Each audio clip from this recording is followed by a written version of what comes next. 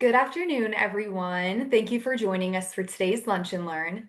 I'm Lauren Anderson with the International Franchise Association, and we have a great 30 minutes lined up for you. Before we begin, I would like to remind everyone that we are recording today's webinar and will make it available later this evening on franchise.org. If you have any questions for today's speaker, please add them to the Q&A box and they will be addressed toward the end.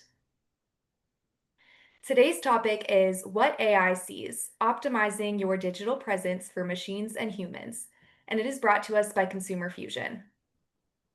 Here to provide today's discussion is Zan Gulish, VP of Business Development at Consumer Fusion. Thank you all for joining us today, and thank you to Consumer Fusion for sponsoring today's Lunch and Learn. I'll go ahead and turn things over to you. Awesome. Thanks so much, Lauren. As Lauren mentioned, my name is Zan Gulish. I am the Vice President of Business Development here at Consumer Fusion, and really excited to have everyone here today to talk to a topic that I'm personally really excited about as far as AI search and how to optimize for it.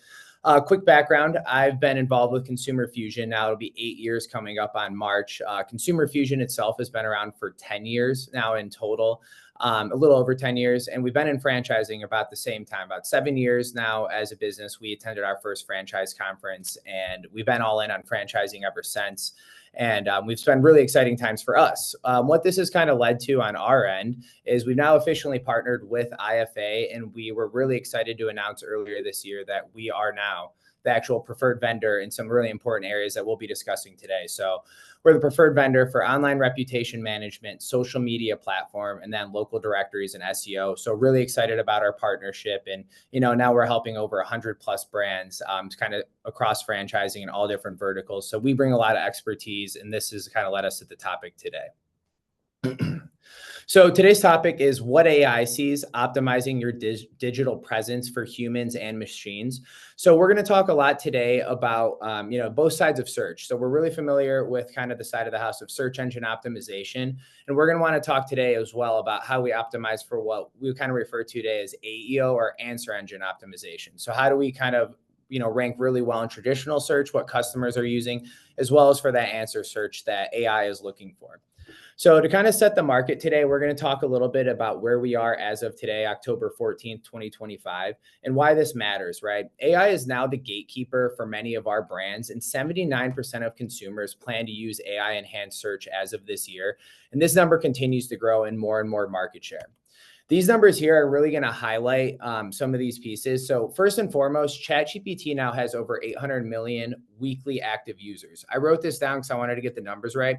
Back in December of 2024, they had 300 million active users. So in under a year, they've doubled the amount of people that are using their services, and more people continue to sign up and are paying for a program to use this. So our potential customers are going to be on the other side of the screen looking at ChatGPT. Google itself has now over 1.5 billion people that are using their AI overviews, okay? We've all used the AI overviews. We've seen it. It's a quick blurb or paragraph getting you the answer that you might have asked for, whether it's, the best category in your town. Google AI overviews will now kind of highlight those. So 8 out of 10 consumers say that they'll be using AI enhanced search this year. 83% of consumers say AI feels more efficient than Google, which brings us down to the bottom point here. Google's market share fell below 90% for the first time since 2015 when it comes to search. Google recognized this is a problem and they are working to adjust and pivot to make those moves. You've probably gone to Google now and seen on google.com, there's the AI mode.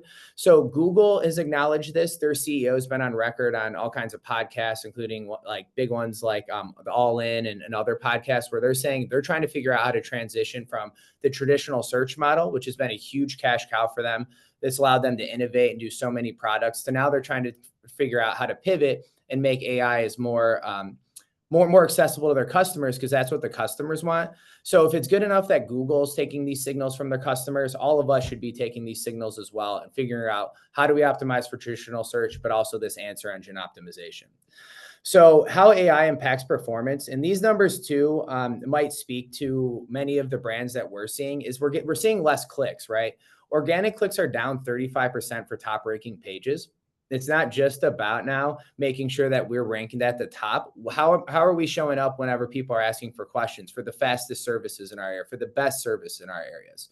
So 81% of, we have AIO here. That stands for AI overview. So that Google overview. So 81% of those happen on mobile. Once again, this is trends that we're familiar with. People now go to phones over traditional computer to search.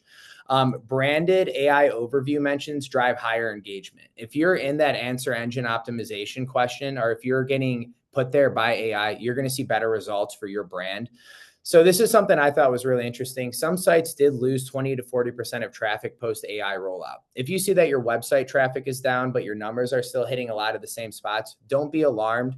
It's just people are getting less clicks. So 58% of searches are now resulting in 0 clicks. We'll have some examples here later on in the presentation, but now when you search through a Grok, a ChatGPT, a Perplexity, a Google Gemini, you're not going to be clicking on a blue link anymore. That you're going to ask a question. ChatGPT is going to answer it. You're going to either click on a phone call or directions. So that's not resulting to a click for your business. So definitely recommend continue to track and see how many people are actually coming from AI. This piece here, AI algorithms do not favor businesses under a 4.7 average rating. This is kind of a benchmark or a threshold. Not saying you're not going to show up on ChatGPT or these other AI sites if you're below a 4.7, but the higher you are, the more favorable you're going to see. And we're going to talk about a lot of those signals today. So bottom line, visibility is shrinking. So trust is going to be the new currency. And how do we position ourselves accordingly? So what we're actually going to get through in today's webinar and what I hope you all learned today is, number one, how AI evaluates your brand, what they're looking for, also what they're not looking for, the signals that we need to be sending AI. So there's 4 big signals that all of these different search engines use: ChatGPT, Grok, Perplexity. I'm going to keep mentioning the same ones here throughout the presentation. What to fix, so how you can fix it now, and then how to actually do that. And then last but not least, scalable actions for multi-location systems. So we're not just scaling for single locations. We're doing this nationwide. All right. So evolution of search, I already kind of laid out with some of the numbers. AI search is already here and it is growing fast and will continue to grow fast. So we're all very familiar with the old playbook of search, right? Users would go in, search, Google crawled the sites. It would send back a whole list of links. We would scroll through, click on those links, try to make our own decisions, right? This is all traditional SEO where you would do blogs, keywords, backlinks, tags, where we're no longer doing this, right? I don't need to spend a lot of time here. Everyone on this call kind of knows what traditional search looks like and how to optimize for it. So success used to mean, right, we would appear on page 1. This is kind of the new reality of search where users will come in and ask ChatGPT or any of the other sites. AI is now going to crawl your content that either your consumers are putting out there or you're putting out there personally. This will be done through reviews, listings, overall social content. So it's no longer just those 10 blue links. These are going to be curated summaries that show up for consumers. And we want to make sure that these summaries are saying things favorable about our brand, but also that we're even showing up in these summaries. And that's what we're going to aim to show you how to do. So this is what we were calling, that answer engine optimization, where we used to ask the question in search and we would come in and click through ourselves. Now we're just getting those answers fed to us, and we want to make sure those answers are favorable to the brand. So what exactly is it that AI is looking for from us as brands?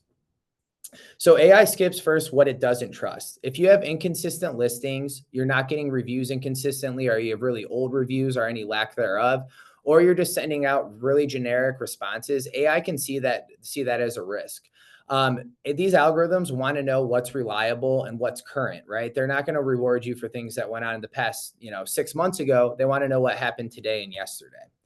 So these are 4 major trust signals AI uses to rank you.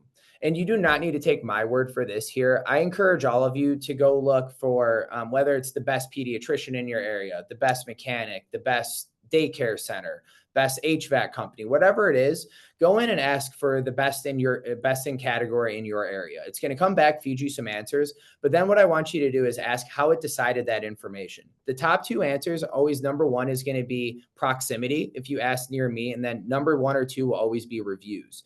What they're looking for is, okay, if you ask for the best pizza restaurant near me, they'll first use proximity, but then they're going to evaluate your reviews. What this means is what people are saying about you, and more specifically, your customers are saying about you, is what AI is evaluating, and they're going to put out there and answer any of those questions that we're asking on the other end as customers. That's where those answers are going to come from, or those reviews. Where they're also going to pull from is listings. They want to see your data is consistent. This is, once again, we're familiar with the 40, 45 sites that we all need to be on for Google and these other sites. We want to have consistency across these, make sure we're putting out accurate information. And once again, we're updating these, not just a one-time creation. We're coming in and updating that information monthly. Responses and how you engage. So we want to be responding to every review. You don't want to just have a cookie cutter approach. The more conversational you can make this, the better. And we'll continue to get more and more into that. And then social presence, how active and authentic you are.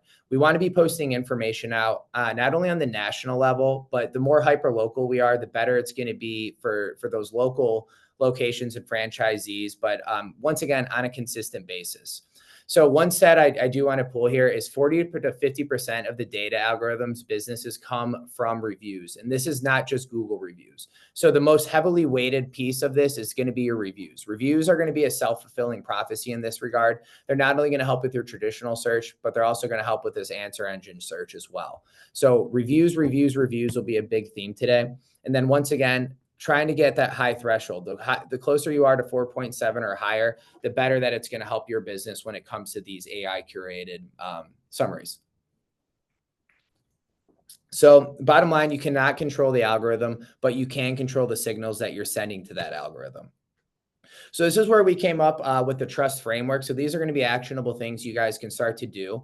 I shout out to our marketing team. I love this image because it kind of that green hand, the traditional search that we're used to, we now need to pair with the answer engine optimization, right? The kind of more of the robot side of the house that now is AI. So how do we pair the two to get the best of both worlds to make sure that we're ranking in traditional and the new search for AI? So as I mentioned, we have a good acronym here, the trust framework. So we're going to start with T is testimonials. So reviews that tell real stories that are detailed, recent, and keyword-rich reviews build authority. Some of this we cannot control, right? We can't control whether or not a customer comes in and leaves a really wordy review mentioning that we're the best service in town or the fastest service in town. So we can't necessarily guarantee that we're going to get data-rich reviews, but we can guarantee that every customer can at least be asked how their experience was when they leave our location, we walk out the door, whatever that is. Now, I don't want to mistake simple with easy. It is simple to implement a review system, but it's not easy to give a 5-star service. It's not easy to always let the customer know they're right. And it's not always easy to make ourselves vulnerable as a brand to ask every customer how it is that we're doing. Now, where it is a little bit more simple is, right, you can implement these systems to make sure that it's automated, that every time a customer comes in, they're going to asking, hey, did you have a 5-star experience at our business? This at least gives these customers a frictionless opportunity to go in and honestly review your business.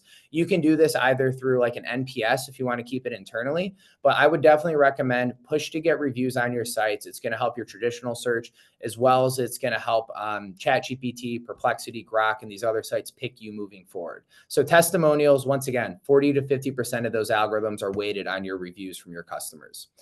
All right. R is for reliability, right? So we want accurate listings everywhere. And we want consistent business info that proves your credibility. So I referred to this earlier. This isn't just creating your listings one time through a Yext or an Uberall tool. You then wipe your hands of it and you never go back to these listings. There's about 45 sites, depending if you're in the medical space, it's a little bit more, but there's about 40 to 45 sites that you need to be listed on. Same name, same address, same phone number. Okay. You want to come in and update this stuff every single month. Whether that is putting new photos on your carousel on Google, attaching new keywords, updating Apple Maps, right? There's certain sites that this information does not get pushed out to automated every month. So making sure that your listings are accurate, that either a company that you hired are doing that or your team internally is doing that on the marketing front, updating those listings, accurate listings everywhere. The U is for understanding in our trust framework here. So understanding would be human empathetic responses. So fast, genuine replies signal that you care and that you're active in your business. So number one, what we want to make sure of is that every single review is getting responded to that comes into our entire system. I hear a lot of times from franchisors that they allow their franchisees to go in and respond to reviews. The problem with this is it's not creating a brand standard. Some locations or franchisees might be really good about responding, and then I'll go to another location. There's 0 responses out there. This obviously can hurt that franchisee at the local level, but also your brand on a national level. So we also don't want to come in and just have the same cookie cutter generic response every time. Thank you so much for choosing us. We hope to have you back soon, right? We want to start tying in keyword rich data into these responses. We will get credit for having that type of information in the responses, stating that we are the best service in our area, that we are the best in category, right? So back to the pizza restaurant. Thanks for choosing us. We strive to be the best pizza restaurant in San Diego, California, or that local market that you're in. That's going to signal to AI, one, that you're responding to the reviews, you're active in the business, but then, right, we're getting credit for, that data key rich. Put yourself on the other end here as a consumer when you're asking these questions. We want the best pizza. We want the fastest service. We want the most reliable, right? So once again, making sure you're doing those human empathetic responses. Social presence. So trust that that framework, the S will stand for social presence, content and activity. Regular post and engagement show you're a living, trusted brand. We don't just want to be focusing our social media on a national level. If we can get our franchisees to post on their personal pages, that is going to help, but also then for their local business pages as well in their market. This is going to help show it's going to help show AI as well as traditional search that you guys are involved in at the local level. Social presence too. If I go back to that example, when you ask AI, how did you come up with this information, or how did you come up with these lists of the top rated businesses?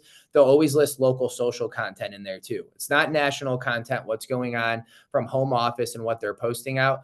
The more hyper local we can get with this content and getting franchisees posting on a weekly basis, the more frequent, the better. That's going to also help us rank. And then last but not least will be for timeliness. Recency and consistency. Fresh updates equals current, reliable, and relevant information. And this is true for everything that we're mentioning, whether that's getting reviews in. If you have reviews, that are 3 months old, that's not going to help you. If you're only responding to reviews every month, at the first of the month, you go in and respond to those, it's not going to help you. If you're just doing social posts at the national level, that is, you're going to get passed by your competitors, right? If you're not doing all of these things and your competitors are, we know from the source, from ChatGPT, from Grok and all these sites that is what they're looking for. So let's make sure that we start doing it. So this will be how we can actually do actionable takeaways and things you should be doing right now to show up for search engine optimization and the answer engine optimization, are the humans and machines. So right, to speak to this again, we know traditional search optimized for clicks, where the AI search, we want to optimize for answers. So the goal now is how we rank for the traditional search, but then how we also rank for this AI search moving forward. So different strategies you can take. Number one, talk to your website provider. You need to make sure you're allowing these AI bots and these GPT bots to crawl your site. And so that way you can put information on here, optimize the answers. We want question and answer type content, which I'll get to in a second, but you want to start putting these answers that you're the fastest, most reliable service in your area, right? I also recommend here having a widget that allows your reviews to go onto your website. Because once again, this is an area that ChatGPT or any of these other sites are going to come in and crawl your website. And if you have your reviews and everything listed in there from Google, this is another area where they're going to read that data-rich information and can help you. So make sure you're allowing these GPT bots to crawl your site. Use Q&A style content. AI prefers questions and answers, right? Where what we once again used to set up our blog posts more for the search side of the house. Now, once again, kind of start to structure your blogs and these other posts to be Q&A, right? Who is the most reliable mechanic in town, and tell them why you are. Because will be all things that AI algorithms look for, is for that Q&A style content, because that's the type of questions that customers are asking. Keep the listings clean and consistent. I can't emphasize this enough. Making sure that this information is updated each and every single month and is consistent across every one of your sites. Generate reviews steadily and not in bursts. So don't have an end of the push at every month, every quarter, making sure reviews come in every week. Respond quickly and like a human. I will say this too, it's just as important to respond to your negative reviews as your positive reviews. If you respond to your negative reviews quickly, they say there's a stat out there, respond to your reviews in under 24 hours. And those negative reviewers are likely to amend or remove their review altogether. So speed to response matters in more areas than one. Post authentic content regularly. And then last but not least, manage any negative or illegitimate reviews that come in. We already covered the response side of it. Respond to all of these negative reviews as quickly as possible, offering, a phone number, an email for them to get back to you on, offering a solution. One, this will help, like I said, that user on the other side consider removing or amending that review, but also this will signal to your other customers in these AI algorithms that you care and you're offering solutions. So see about removing the information, escalating them with the respected sites, but then also addressing them with the reviews. So I have here down at the bottom, do not abandon SEO, which I don't expect any of you to do and probably already know, but optimize this for both audiences. So AI can boost visibility. 63% of businesses say AI overviews boosted their visibility. So once again, go in and ask, once we're done here, go in and ask about your brand. See if you show up in that AI overview. Ask your franchisees to do this at their local markets. Do this for your franchisees at their local markets. You can come in and influence these sites too. If you're not showing up, ask ChatGPT why. They'll start to tell you, and you can start to make those changes accordingly. So the last thing we're going to talk about here is how to streamline this across all locations. Once again, just not at a national level, but at a hyper local level, so your franchisees can see a meaningful difference as well. All right, 4 pieces here is number one, try to centralize your foundation. One system for reviews, listings, and social, and then you can have a shared playbook for your brand. Have a brand standard, branded voice templates. This is a lot of feedback that we get from franchisors that we work with is there's a lot of times reputation, listings, and social can be offered by the same company. It can be a huge headache if there's 3 different dashboards that franchisees need to have for this or franchisors have to this. So the more centralized you can get this under one roof, the easier it's going to be for everyone involved. We understand, and one of the biggest pieces of feedback too that we get is we don't want just another dashboard to log into, right? So that's going to bring us to the next point here is automate the busy work, right? How can we automate review requests, AI powered responses, alerts, all of this? What I wouldn't want as a franchisor is have to log into a dashboard to know what's going on.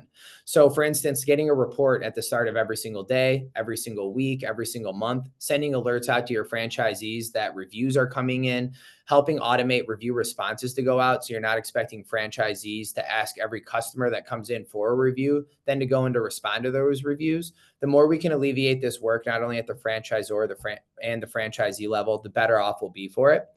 Monitor what matters, track your visibility, track your sentiment, and track your consistency. I do want to highlight the sentiment piece here. Going in and asking how ChatGPT and these other sites see your brand is going to be really important. What we do at Consumer Fusion too is we'll track sentiment from like a category, like from like a categorical base. So we're going to know your top performing categories down to your lowest performing categories. So operationally, you can start to go make adjustments. And we'll even track this too from your your top performing locations down to your lowest performing locations. Once again, so you know what's working and what's not. And then last but not least, empower your teams, right? Give your franchisees tools and support, not just tasks. Another kind of criticism too that we hear a lot of the times is franchisors will add a supplier into their brand.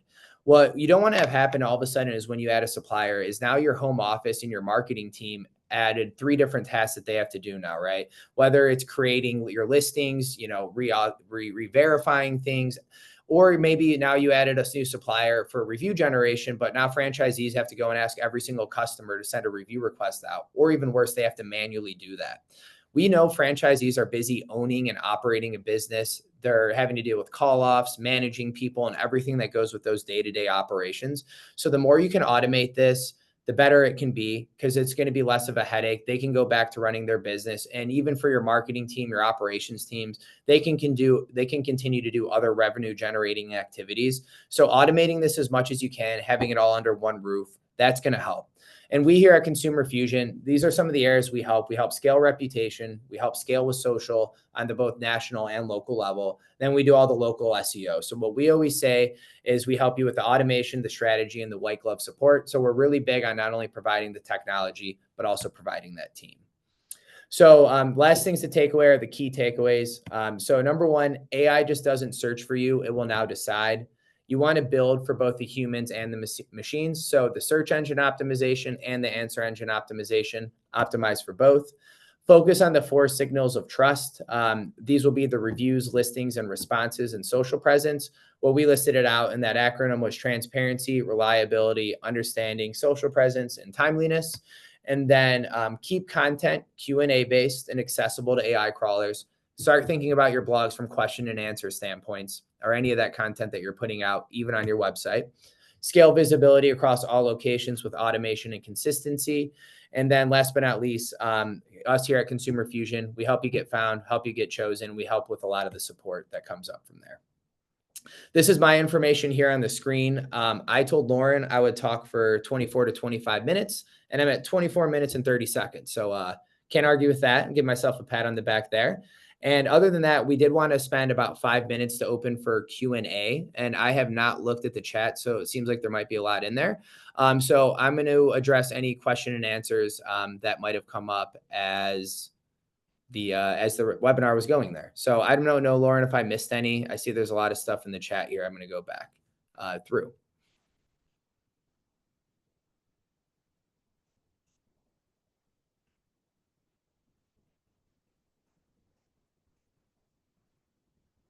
Oh, I did see one question. Will the slides be shared? Yes. All right. So here's a question from Taylor. Can you please give examples of things you would recommend updating monthly in listings beyond photos, videos, and ongoing regular posts? And any recommendation for what that can be done at scale for multi-unit organizations? So number one, Taylor, you kind of nailed it.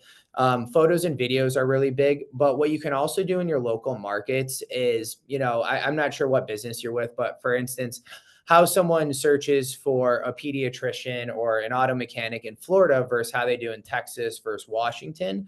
Those might be different keywords that you're seeing that work really well in your market. So things that you can also do, like on your carousel, is you can attach keywords in the background of every photo. So whether someone types in, auto mechanic or, how to fix a car, right? I don't know, just to give you examples, you can go in and start to add in those hyper local markets on the back end of your photos, updating that information.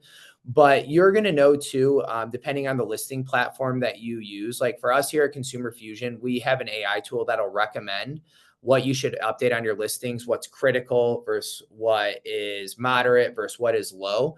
So that way, like your provider should be able to give you some feedback into that. And if not, we definitely do that here at Consumer Fusion, where we'll tell you what exactly should be fixed every month to make sure you're staying up and relevant. Okay, and I see someone responded to that too. All right.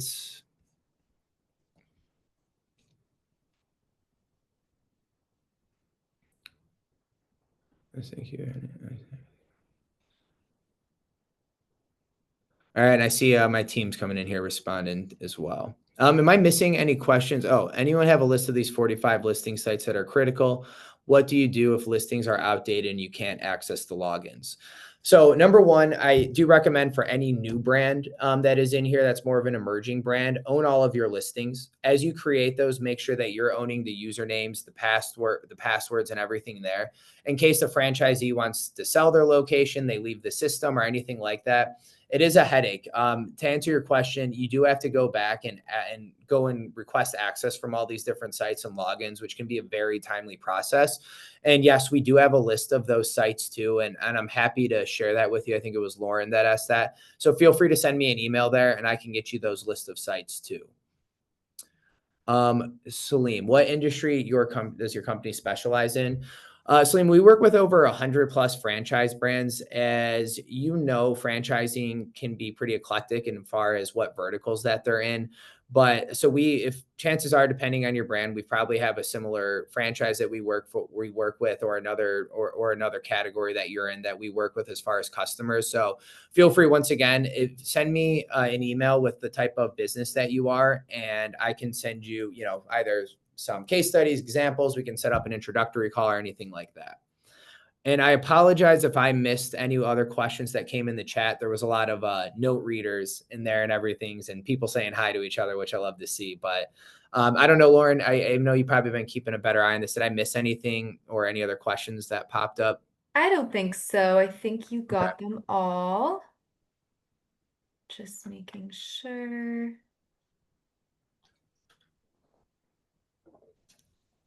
Yeah. All right. Thank you so much, everyone. This was excellent content and excellent feedback from all of you. We really do appreciate it.